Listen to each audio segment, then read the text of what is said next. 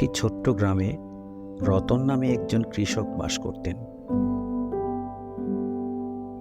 রতন খুব পরিশ্রমী এবং সৎ মানুষ ছিলেন।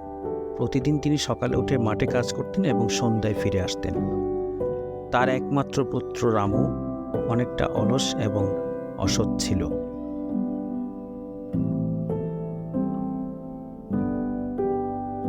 রামু চায় কোনো রকম পরিশ্রম না করে ধনী হতে। একদিন রতন গুরুতর অসুস্থ হয়ে পড়েন এবং বুঝতে পারেন যে তার সময় ঘনিয়ে এসেছে।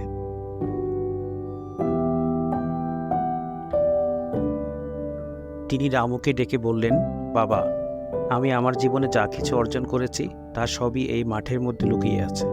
যদি তুমি এটা খুঁজে পাও তাহলে তুমি ধনী হবে। রামু মনে মনে খুশি হলো এবং ভাবল তার পিতা কোথাও সোনা বা ধন সম্পদ লুকিয়ে রেখেছেন।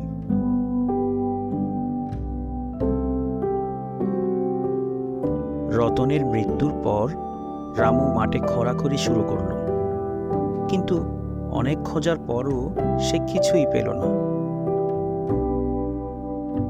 হতাশ হয়ে রামু মাঠে ফসল বোনার সিদ্ধান্ত নিল, কারণ মাঠ ইতিমধ্যে খোঁড়াখুঁড়ি করার ফলে প্রস্তুত হয়ে গিয়েছিল।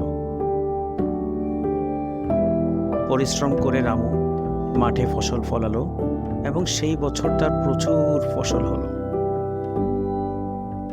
রামু বুঝতে পারল তার পিতা আসলে তাকে পরিশ্রমের মূল্য শেখাতে চেয়েছিলেন।